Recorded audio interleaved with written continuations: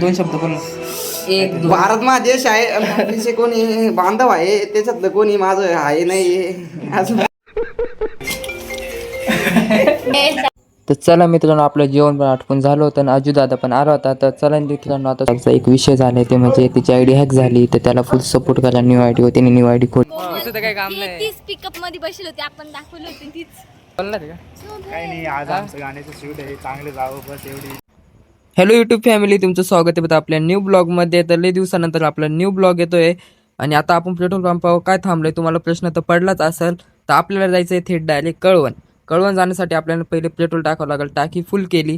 तर चला मित्रांनो, आणि कारण असं आहे की आपल्याला डॉक्टर बाबासाहेब यांचं न्यू सॉन्ग शूट करायचं, त्यासाठी आपल्याला कळवणसाठी निघायचं इथून. तर चला मित्रांनो, आता पेट्रोलची टाकी फुल करू आणि डायरेक्ट निघू. चला मित्रांनो, आपण निघालो थेट कळवणला.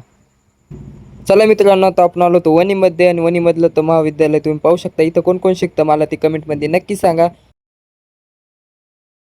मित्रांनो, कळवणला तर निघालो होतो पण खूप बोर होत होतं. मग मी लागलो नकूची इडी घ्यायला. नकूची इडी घेता नकू पिन खूप वैतागली. ओम बोलत होता की मला झोप लागू राहिला. ओमला बोललो झोपू नको, आपण कळवणच्या ऐवजी डायरेक्ट सरगत जाऊ. तर त्यानंतर दिसला आम्हाला लॉन्स नको पाहून तर नकोला डाय भूक लागली. नको म्हणे की चला जेवायला जाऊ. नकोला म्हणलो नको आपल्याला हुसकून देतील, आपल्याला काही इन्व्हिटेशन नाही. त्यानंतर नको बोलली मी एक शायरी बोलते, तर चला आपण तिची शायरी बी ऐकू.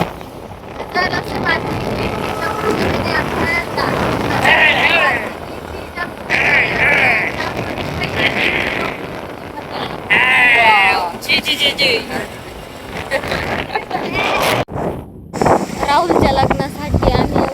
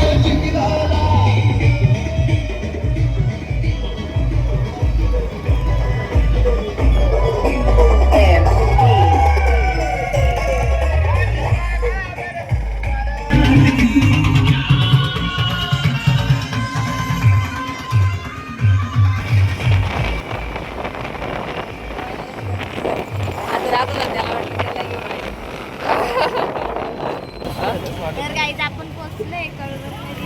काव्यान ते पण आहे, पण ते त्यांच्या गाडीत नसते. भेटूच आपण लवकर त्यांना.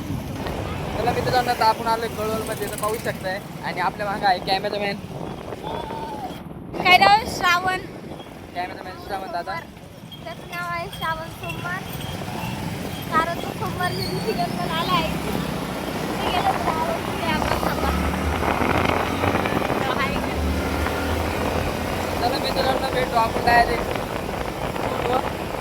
शूट कसं वाटणार ते मी तुम्हाला सांगणार आहे व्हिडिओमध्ये. काव्यान ते मागेन पिकअपमध्ये येते. हां हॅलो, अरे ही लागणार सगळं आहे लवकर.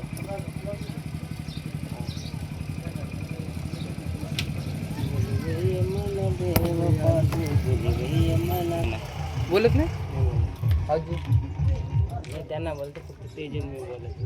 हां का असंच परवा भांडणं झालं म्हणून मग एकटाच बसले. नाही तर मग आम्ही कायम एकत्र. हां मी पाहिलं ते म्हणलं एकत्र राहते तुम्ही.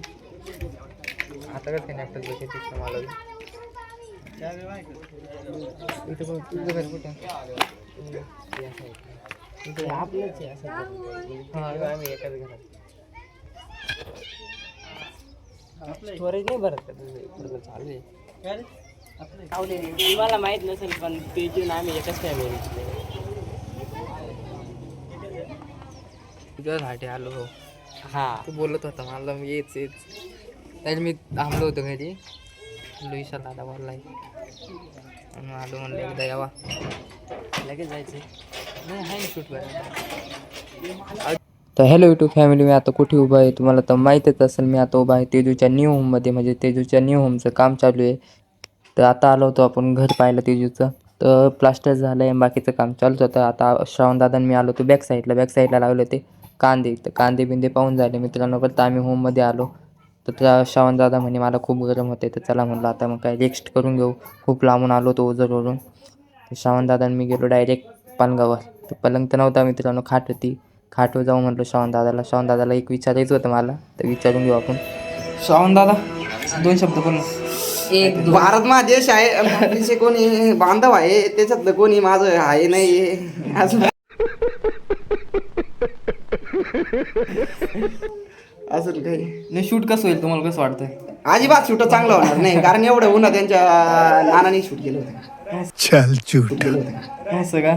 असं आहे 2 शब्द स्पष्ट, म्हणजे 2 शब्द तोंडावर बोला पण मागं नाही बोलू. बरोबर आहे की नाही? बरोबर आहे. कारण एवढ्या सकाळी 6 पर्यंत शूट करण्याचा मोसम जो राहतो तो 1 नंबर राहतो. एवढ्या ह्याच्यात काय शूट होणार आहे आता? तुम्ही सांगा. कुठं कुणा सांगायचं? आता हे शूट करायचं टाइम आहे का? किती वाजू राहिले? 11 वाजू राहिले आणि हा शूट करायचा टाइम आहे का? यार चला मित्रांनो भेटतो तुम्हाला पुढं शूट.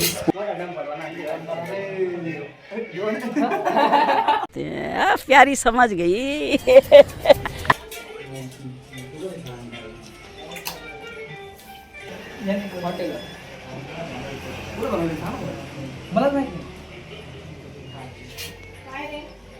भाजी